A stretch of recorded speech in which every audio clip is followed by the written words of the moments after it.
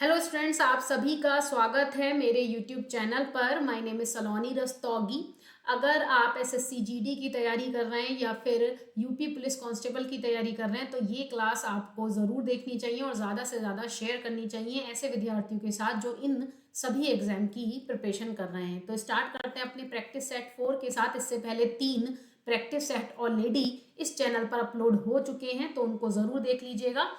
तो पहला क्वेश्चन आपके सामने दिया है नॉन वर्बल का। यहाँ पर एक इमेज दी है। इस इमेज को आपको बताना है कि जब जहाँ पर ये डॉट लगे हैं यानी बिंदी लगी हैं उस जगह से जब इस पेपर को मोड़ा जाएगा तो फिर ये इमेज कैसी बन जाएगी। यानी कि लेफ्ट से राइट भी आप इसको मोड़ सकते हैं और राइट से लेफ्ट भी, वो कोई फर्क नहीं पड़ता क्योंकि इमेज बिल्कुल सेम है।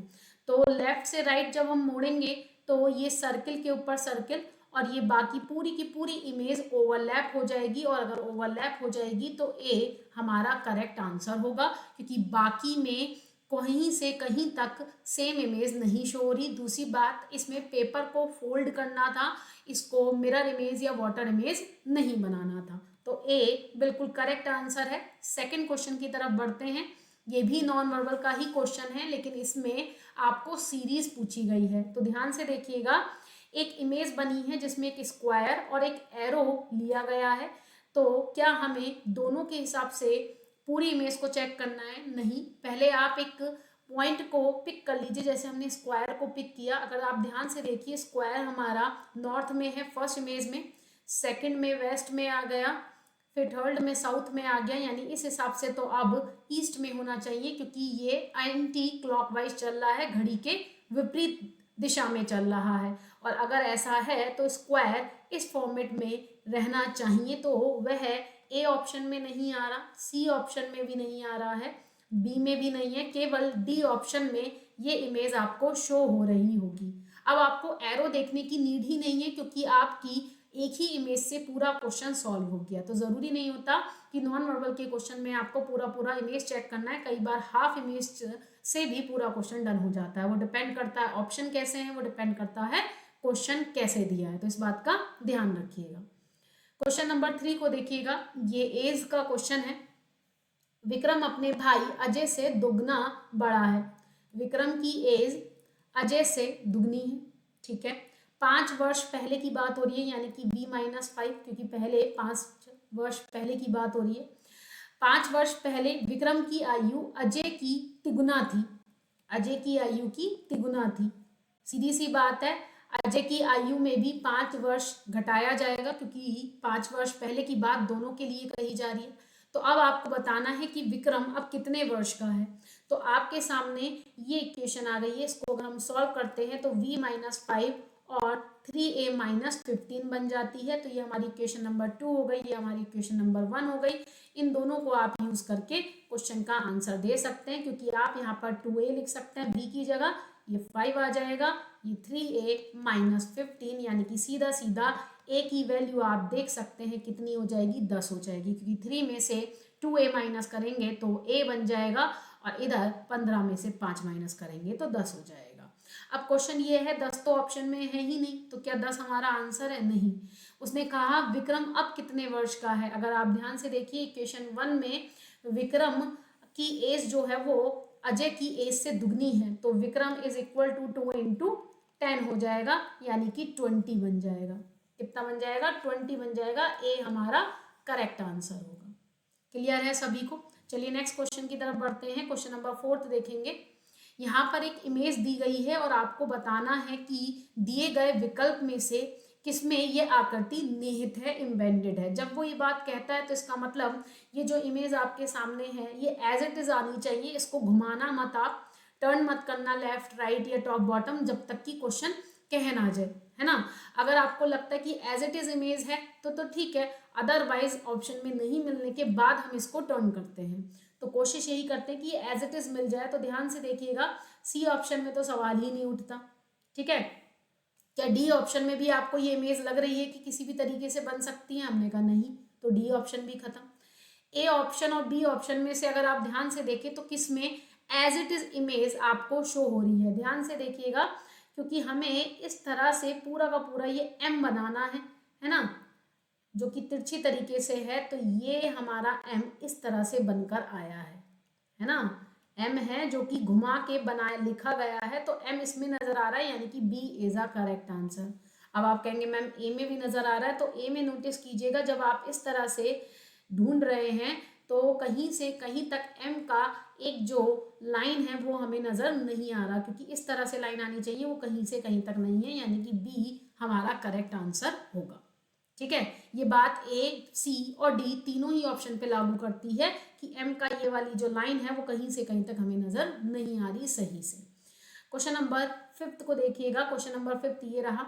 यहाँ पर हमें कुछ शब्द दिए हैं डी, एफ, एच, जे, उसका रिलेशन हमें एम, ओ, क्यू, एस के साथ दिया है, और इसी के बिहाफ पर वो हमसे कह रहा है सी, जी, जे, के का आंसर क्या होगा। जैसे कि मैंने आपसे पहले भी कहा, एनालॉजी और सदृश्यता चैप्टर में हमेशा एक समानता देखनी होती है। जो भी समानता दिए गए क्वेश्चन में होगी वही सेम समानता आपको पूछे गए क्वेश्चन में बतानी होगी, है ना। तो डी, एफ, एच, जी से एम, ओ, क्यू, एस का क्या संबंध है, पहले तो ये बताइए। तो जो भी शब्द उनके सामने लिखे हैं, सबसे पहले गैप चेक करते हैं। अगर गैप नहीं मिलता है तो उसके बाद कोई और लॉजिक आप इसमें अप्लाई करिएगा। तो डी आता है 4 पर, एम आता है 13 पर, 13 में से 4 माइनस करेंगे तो हमने कहा प्लस के 9। एफ आता है 6 पर, ओ आता है 15 पर, तो 6 में भी 9 ऐड करेंगे तो 15। एच आता है 8 पर, क्यू आता है 17 पर, इसमें भी 9 ऐड करेंगे तो 17 आएगा। जे आता है 10 पर और एस आता है 19 पर, इसमें भी 9 ऐड करेंगे तो एस आएगा। यानी कि सब में 9 9 ऐड करने पर ये हमारा लॉजिक बन रहा है, और यही समान लॉजिक हमें दिए गए क्वेश्चन में भी लगाना है। सी 3 पर, जी 7 पर और के 11 पर आता है, तो 3 में 9 जोड़ेंगे तो कितना बन जाएगा, हमने कहा 12, यानी कि एल। जी में यानी कि 7 में 9 जोड़ेंगे तो कितना बन जाएगा, हमने कहा 16, 16 का मतलब पी बन जाएगा। इसी तरीके से नेक्स्ट में भी पी बनेगा और फिर टी बन जाएगा। तो option number C is a correct answer. क्या आपको ये लॉजिक समझ में आया? नेक्स्ट क्वेश्चन की तरफ बढ़ते हैं। क्वेश्चन नंबर 6 देखिएगा। यहाँ पर मून, वीनस और यूनिवर्स की बात की है। 3 हमें शब्द दिए हैं जिनके बीच में हमें संबंध बताना है कि क्या संबंध होगा। अब चूंकि जानते हैं आप, यूनिवर्स तो पूरा का पूरा ब्रह्मांड है ना, उसी के अंदर मून भी आएगा, ये आ गया मून, और यही वीनस। वीनस और मून का एक दूसरे से कोई लेना देना नहीं है, क्योंकि वह यूनिवर्स में रहते हैं, है ना, तो यूनिवर्स का पार्ट है। लेकिन मून और वीनस का एक दूसरे से रिलेशन ना होने की वजह से ए हमारा आंसर बन जाएगा। ठीक है, क्वेश्चन नंबर 7 देखिएगा। क्वेश्चन नंबर 7 में हमें आर का कुछ शब्द दिया है, मतलब कुछ नंबर दिया है, जैसे 36। फिर उसने हमें BIN बिन का हमें कुछ नंबर दिया है 50, और इसी हिसाब से हमसे वो कह रहा है कि टेल का क्या कोड होगा। तो सबसे पहले हमें लॉजिक ढूंढना है आर से। अब आर चूंकि 18 पे आता है, ये सभी को पता है। हमने कहा हाँ जी। अगर हम 18 को दुगना कर दें तो क्या 36 बनेगा? हमने कहा बिल्कुल बनेगा। तो ये एक लॉजिक मिला। लेकिन नेक्स्ट वाले शब्द में तो 3 अक्षर मिलकर बने, तो हमने कहा कोई बात नहीं, एक काम करते हैं, इन सबको जोड़ देते हैं। बी आता है 2 पर, आई आता है 9 पर और एन आता है 14 पर। जब इनको जोड़ेंगे तो कितना हो जाएगा, 9 और 2 11, 11 और 24 कितने होते हैं? हमने कहा 25। और इसी तरीके से जब इस 25 को दुगना करेंगे तो क्या 50 बनेगा? हमने कहा हाँ जी बिल्कुल बनेगा। यानी कि ये लॉजिक बिल्कुल परफेक्ट है। इसी तरीके से टी आता है हमारा 20 पर, ए आता है हमारा 1 पर, एल आता है हमारा 12 पर और ई आता है हमारा 5 पे। अब हम इन सबको जोड़ेंगे तो कितना बन जाएगा? हमने कहा 38 हो जाएगा। 38 को दुगना करेंगे तो कितना होगा? हमने कहा 76 होगा। क्या 76 ऑप्शन में है? हमने कहा हाँ जी है। तो option number C is a correct answer. Clear है सभी को? चलिए नेक्स्ट क्वेश्चन की तरफ आगे बढ़ते हैं। क्वेश्चन नंबर 8 देखिएगा। आज नॉन वर्बल के क्वेश्चंस काफी दिए हैं। इन्होंने कहा है कि एक छवि यहाँ पर दी है जिसकी दर्पण छवि निकालनी है, और दर्पण जो लगा रखा है वो दाईं ओर लगा रखा है। ठीक है, ये दर्पण है जो दाईं ओर लगा है। तो जल्दी से चेक करके बताइए कि जब इसको दर्पण में देखेंगे तो लेफ्ट वाला हिस्सा राइट में और राइट वाला हिस्सा लेफ्ट में चला जाएगा, यानी कि ये वाला पोर्शन अब इधर की साइड आ जाएगा, राइट साइड आ जाएगा, है ना, और एरो भी चेंज हो जाएगा। तो ध्यान से देखकर आपको बताना है, जब ये एरो चेंज हो जाएगा तो भाई वो नीचे बॉटम में तो नहीं जाएगा ना डेफिनेटली, इसलिए ए गलत आंसर हो गया। अच्छा, अगर हमने कहा कि सी और बी, यहाँ पर तो ये एरो वाला पॉइंट सही है, हमने कहा हाँ बिल्कुल सही है, ये डी पर भी लागू करता है, लेकिन अगर आप ध्यान से देखें जहां पर ये एरो है वहीं पे ऊपर वाला सर्किल भी है ना, तो इस हिसाब से तो फिर डी आंसर नहीं बनेगा। हमने कहा हाँ जी बिल्कुल नहीं बनेगा। अब इसका मतलब बचा बी ऑप्शन और सी ऑप्शन। बी ऑप्शन और सी ऑप्शन में क्या कोई डिफरेंट लग रहा है? हमारे हिसाब से तो कोई डिफरेंट नहीं लग रहा, लेकिन फिर भी एक बार चेक कर लेते हैं। यहाँ पर सर्किल एज इट इज़ है और ये वाली लाइन जो डबल दे रखी है वो भी एज इट इज़ है। ओके, इन्होंने भाई एक ही जो इमेज है उसको डबल दे दिया है, सेम इमेज को डबल दे दिया है, क्योंकि ना एरो में कोई अंतर है अगर आप ध्यान से देखें, और ना ही सर्किल में कोई अंतर है, एज इट इज़ दे दिया है ना। मिस प्रिंट होगा, डेफिनेटली मिस प्रिंट होगा, कोई बात नहीं। फिलहाल इसका राइट आंसर होगा बी और सी। बी भी सही है, सी भी सही है, लेकिन आप जानते हैं ऑप्शन तो एक ही सही होगा, दो सही नहीं होंगे, तो डेफिनेटली कहीं ना कहीं मिसिंग है, कहीं ना कहीं मिसिंग है। अगर हम इसमें अपनी तरफ से एक सर्कल और जोड़ दें तो अब आप समझ जाएंगे यही कुछ ना कुछ मिसिंग रहा होगा। ठीक है, तो B is a correct answer, B को करेक्ट आंसर कर दिया हमने। ठीक है, चलिए नेक्स्ट क्वेश्चन पे बढ़ते हैं। कोई बात नहीं, ये मिस प्रिंट यहाँ पर हो सकती है क्योंकि यहाँ पर पीपीटी बनाई जाती है, लेकिन एग्जाम में ऐसा कभी नहीं होगा। क्वेश्चन नंबर 9 देखिएगा। यहाँ पर भूकंप विज्ञान का रिलेशन भूकंप से है। भूकंप विज्ञान में भूकंप की स्टडी करवाई जाती है, सीधी सी बात है, उसके नाम से ही क्लियर हो रहा है। तो उसी तरीके से आपको इन दिए गए ऑप्शंस में बताना है कि किस शब्द में किसकी स्टडी करवाई जाती है। ये हिंदी में लिखना भूल गए हैं शायद, कोई बात नहीं। एंटोमोलॉजी में क्या प्लांट्स की स्टडी होती है? हमने कहा नहीं। ऑर्थोलॉजी में क्या बर्ड्स की स्टडी होती है? हमने कहा हाँ जी, है ना। फंगी की स्टडी क्या साइकोलॉजी में होती है? हमने कहा नहीं। नर्व्स की जो स्टडी होती है वो नेफ्रोलॉजी में होती है? हमने कहा नहीं। तो B is a correct answer. ठीक है, इसकी हिंदी भी लिख कर आएगी, आप चिंता ना करिएगा, यहाँ पर ये हिंदी लिखना भूल गए होंगे। ठीक है, तो बर्ड्स यानी चिड़िया की जो स्टडी होती है वो ऑर्निथोलॉजी में कराई जाती है, जैसे कि भूकंप विज्ञान में भूकंप की स्टडी होती है। नेक्स्ट क्वेश्चन की तरफ बढ़ते हैं। क्वेश्चन नंबर 10 देखिएगा और इसका आंसर दीजिएगा जल्दी से फटाफट।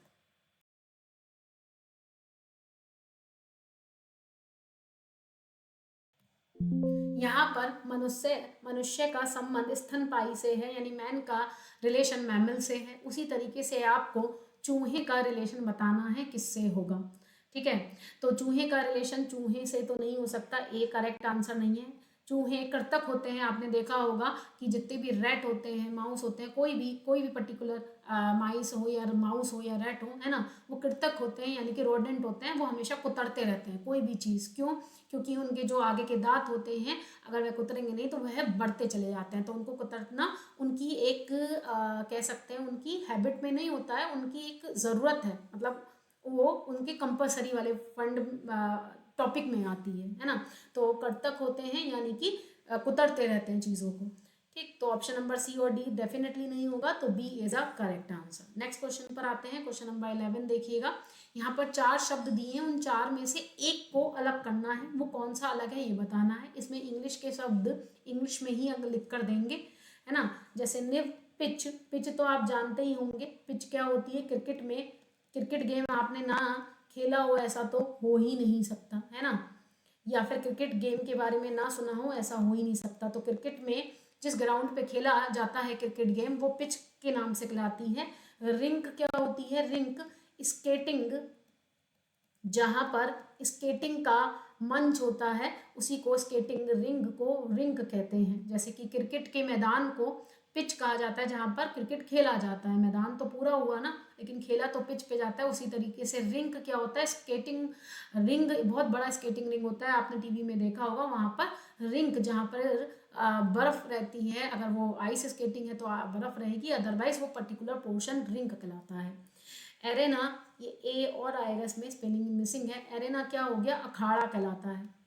क्या कहलाता है? अखाड़ा कहलाता है। ठीक है, तो इसका राइट आंसर होगा ए, क्योंकि बाकी के जितने भी बी सी डी ऑप्शन है ये तीनों ही एक दूसरे से इस तरह से संबंधित रखते हैं कि किसी ना किसी गेम के मैदान है जहाँ पर वो गेम खेले जाते हैं, पर निब ऐसा नहीं है। तो A is a correct answer. Question number 12 देखिएगा। क्वेश्चन नंबर 12 में हमें 4 शब्द दिए हैं और आपको एक को अलग बनाना है, कौन सा अलग है ये बताना है। चलिए सबसे पहले ए ऑप्शन की बात करते हैं, O Q T X, ठीक है। फिर दूसरा ऑप्शन है हमारा E G J N, ठीक है। और ध्यान रखिएगा ABCD का बहुत बड़ा रोल होता है आपके एग्जाम में, तो जितनी ज़्यादा अच्छे से आपको ABCD याद होगी आप उतने अच्छे से इस क्वेश्चन को कर पाएंगे। चलिए अब इसमें नंबरिंग कर देते हैं। नंबरिंग आपको अगर याद है तो बहुत अच्छी बात है, नहीं याद तो कोई बात नहीं, उसको आप याद कर लीजिएगा। O 15 पर आता है, Q 17 पर आता है, राइट। कितने का अंतर? हमने कहा 2 का अंतर। T आता है 20 पर, यानी कितने का अंतर? हमने कहा 3 का अंतर। और अब 4 का अंतर, यानी 2 3 4 का अंतर चल रहा है ए ऑप्शन में। बी ऑप्शन में देखते हैं, E 5 पर आता है, G 7 पर आता है +2, J आता है 10 पर +3, N आता है 14 पर +4 का, यानी कि बिल्कुल सेम समानता चल रही है और यही समानता बाकी ऑप्शन में भी होनी चाहिए। I 9 पर, K 11 पर, यानी कि +2, ठीक है, फिर +3। लेकिन आप ध्यान से देखिए N 14 पर आता है, O 15 पर आता है, यानी कि यहाँ पर 1 का अंतर आ रहा है जो कि समानता नहीं है। अभी आगे भी चेक करना पड़ेगा क्योंकि यही सेम समानता A, B और D ऑप्शन में भी होनी चाहिए। इसमें +2 का अंतर, फिर उसमें +3 का अंतर और उसके बाद उसमें +4 का अंतर आ रहा है। इसका मतलब बिल्कुल परफेक्ट है। Option number C is a correct answer. C हमारा बिल्कुल करेक्ट आंसर होगा क्योंकि सेम समानता के साथ सभी ऑप्शन में एक जैसा लॉजिक लग रहा है। क्वेश्चन नंबर 13 देखेंगे, ये डाइस का क्वेश्चन है। इसमें आपको पी के विपरीत बताना है कि कौन सा अक्षर पी के विपरीत होगा। तो कोई से भी 2 डाइस पिक कर लीजिए। 3 और 4 डाइस देने का रीज़न यही है कि वह आपको परेशान करना चाह रहा है, आप कहीं ना कहीं अटक जाए कि क्वेश्चन में क्या कहा जा रहा है ना। तो पी जहाँ पर है सबसे पहले तो उस डाइस को उठाइएगा और उसके साथ बाकी कोई सा भी कॉम्बिनेशन आप ले सकते हैं जिसमें पी को छोड़कर बाकी सारे अल्फ़ाबेट्स या नंबर कॉमन हो। तो यहाँ पर ध्यान से देखिए एस कॉमन आ रहा है और अगर आप फर्स्ट को उठाते हैं तो एक्स कॉमन आ रहा है। डजेंट मैटर, आप दूसरे तीसरे डाइस को भी उठा सकते हैं और पहले और तीसरे डाइस को भी पिक कर सकते हैं। तो एस के ठीक नीचे एस लिखिएगा, एस से क्लॉकवाइज यानी घड़ी की दिशा में चलिएगा, एस से टी, टी के बाद जेड, इधर भी देखिए एस के बाद एक्स, एक्स के बाद पी। हमें क्या बताना था? पी के विपरीत में बताना था। तो पी के विपरीत में कौन आ रहा है? हमने कहा ए ऑप्शन आ रहा है, यानी कि A is a correct answer. Clear है सभी को? तो ये बहुत सिंपल सा डाइस का चैप्टर है जो मैंने ऑलरेडी अपने चैनल पर अपलोड किया है। पूरा डाइस का कॉन्सेप्ट, बेसिक कॉन्सेप्ट आप प्ले लिस्ट में जाकर इसको देख सकते हैं। क्वेश्चन नंबर 14 पर आते हैं। क्वेश्चन नंबर 14 का एज वाला क्वेश्चन दिया है, तो चलिए इसको सॉल्व करते हैं। रोहित की एज आयु उसके माता की आयु के आधे से 10 वर्ष कम है।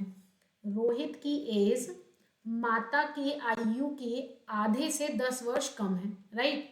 जो रोहित के पिता से 5 वर्ष छोटी है, ठीक है।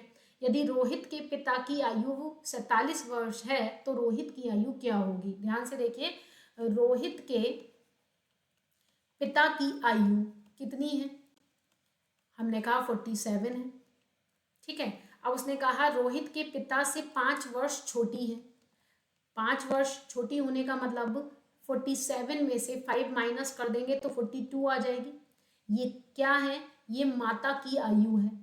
किसकी आयु है? माता की आयु है, मदर की एज है, सही। अगर अब हमें मदर की एज पता है तो हम यहाँ पर पुट करके वैल्यू आराम से आंसर कर सकते हैं। माता की एज 42 डिवाइड बाई 2 माइनस 10, यानी कि 2 1 माइनस 10 यानी कि 11 हमारा आंसर हो जाएगा। और अगर 11 हमारा आंसर होगा तो B is a correct answer. B is a correct answer. Clear है सभी को? सिंपल सा क्वेश्चन है। तो चलिए अपने लास्ट क्वेश्चन की तरफ बढ़ते हैं। यहाँ पर 4 हमें ऑप्शंस दी हैं जिसमें से 3 एक समान है, एक डिफरेंट है। आपको बताना है कि वह कौन सा डिफरेंट है।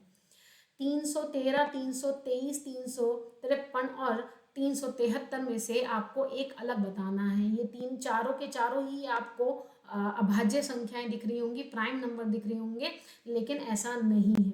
ध्यान से देखिएगा क्वेश्चन को, ऐसा बिल्कुल भी नहीं है। 313 की बात करें तो ये एक प्राइम नंबर है, अभाज्य संख्या है। पर क्या 323 भी एक अभाज्य संख्या है? हमने कहा नहीं। क्यों? क्योंकि जब हम इसे 17 से डिवाइड करेंगे तो ये एक बार जाएगा, 17 एकम 17 और 17 निम्मा भी चला जाएगा, यानी 19 बार 323 को वो कट कर रहा है। 353 भी एक प्राइम नंबर है और 373 भी एक प्राइम नंबर है, राइट। तो इसका मतलब हमारा राइट आंसर क्या हो गया? Option number B is a correct answer. Number system chapter भी आपको पढ़ाया जाएगा, वहां पर आप ये पढ़ सकते हैं कि कैसे पता चले कि कोई नंबर प्राइम है या नहीं। अगर आपको पहले से प्राइम नंबर आते हैं तो बहुत अच्छी बात है, अगर नहीं आते तब भी आपको पता चल जाएगा उनकी प्रॉपर्टीज देखकर। आई होप आपको ये पूरी वीडियो पसंद आई होगी। अगर आपको पसंद आई है तो इसको लाइक करना और शेयर करना ना भूलें। आपके लाइक करने से और चैनल को सब्सक्राइब करने से ही मुझे मोटिवेशन मिलता है नेक्स्ट वीडियो बनाने का। तो मिलते हैं नेक्स्ट वीडियो के साथ, तब तक के लिए इतना ही। अपना ध्यान रखिए, खूब मेहनत कीजिए एंड मोस्ट इंपॉर्टेंट थिंग, खुश रहिए। मिलते हैं नेक्स्ट वीडियो में। जय हिंद।